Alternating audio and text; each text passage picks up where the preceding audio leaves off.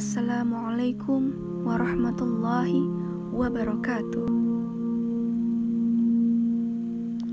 Perkenalkan, nama saya Sherlyn Tiana.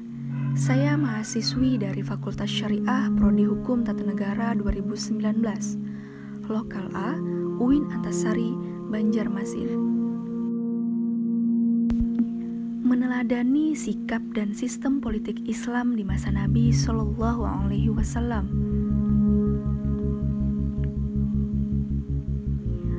Kepemimpinan Islam berpijak dari keteladanan kepemimpinan Nabi Shallallahu Alaihi Wasallam.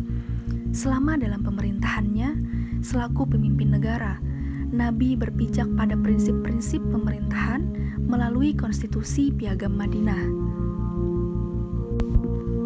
Stabilitas politik sepanjang pemerintahan Nabi tercipta, kuncinya isi Piagam Madinah dapat dijalankan. Prinsip-prinsip pokok pemerintahan Nabi yang termaktub dalam Piagam Madinah mencakup: yang pertama, aspek keumatan; yang kedua, persaudaraan; ketiga, persatuan; keempat, persamaan; dan yang terakhir, serta kebebasan beragama. Keberhasilan kepemimpinan Nabi Muhammad SAW tidak terlepas dari aspek keteladanan dan kepribadiannya. Karakteristik kepemimpinan politik Nabi sebagai negarawan berpijak pada sifat-sifat kenabian yang memang melekat pada dirinya. Maka aspek terpenting yang diteladani dari Nabi dalam konteks politik adalah kepemimpinan politiknya yang didasarkan pada 4 sifat kenabian yang meliputi: yang pertama, amanah yang berarti tanggung jawab; kedua, sidik yang artinya terpercaya; ketiga, fatonah yang artinya cerdas; dan yang keempat, tablik yang artinya penyampai. Dalam berpolitik, Nabi selalu mendahulukan apa yang menjadi kemaslahatan umum, sehingga beliau rela mengorbankan kepentingan sebagian kelompok demi kebaikan bersama. Misalnya, yang hidup harus didahulukan daripada yang mati, dan seterusnya. Itulah prinsip pertama dalam berpolitik seperti yang telah diajarkan oleh Nabi kita, Nabi besar Muhammad SAW. Politik Nabi tersebut memang menyatukan.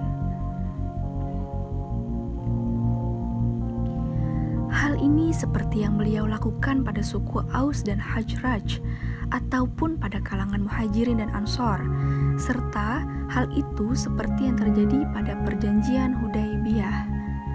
Selain berperan sebagai Rasulullah untuk menyampaikan hukum-hukumnya, beliau juga memiliki peran dalam kedudukannya yang tertinggi, yaitu diantaranya memiliki: pertama, kekuasaan legislatif; yang kedua, eksekutif; dan yang ketiga, kekuasaan yudikatif.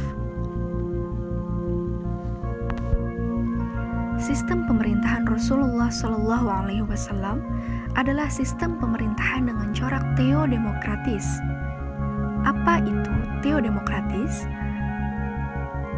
Teodemokratis ialah pemerintahan yang berdasarkan atas hukum wahyu yang diturunkan Allah Subhanahu wa Ta'ala, dan juga pemerintahan yang dirumuskan melalui musyawarah bersama. Selain daripada prinsip-prinsip yang telah saya sampaikan sebelumnya, ada pula prinsip-prinsip Rasulullah SAW dalam melaksanakan kepemimpinannya. Di antaranya yaitu: yang pertama, kesesuaian antara perbuatan dengan ucapan; yang kedua, komitmen yang kuat pada nasib kaum yang lemah dan tertindas; yang ketiga, pemimpin sebagai pengayom dan pelayan bagi pihak yang dipimpin. Nabi Muhammad SAW selain sebagai nabi dan rasul juga sebagai pemimpin dunia yang terbesar sepanjang sejarah. Beliau telah memberikan prestasi yang tidak pernah dicapai oleh pemimpin manapun. Dengan kekuatan akhlak yang Rasulullah miliki, mampu menegakkan dan menyebarkan ajarannya ke seluruh penjuru dunia. Kepemimpinan yang rahmatan lil alamin sehingga tidak berlebihan. Jika kemudian beberapa tokoh menempatkan sosok beliau di urutan pertama dari sekian tokoh-tokoh paling berpengaruh di dunia, salah satu yang patut diteladani adalah gaya kepemimpinannya yang fleksibel dan sangat menjunjung tinggi nilai-nilai toleransi. ini dibuktikan dengan lahirnya Piagam Madinah sebagai konstitusi dalam pemerintahannya.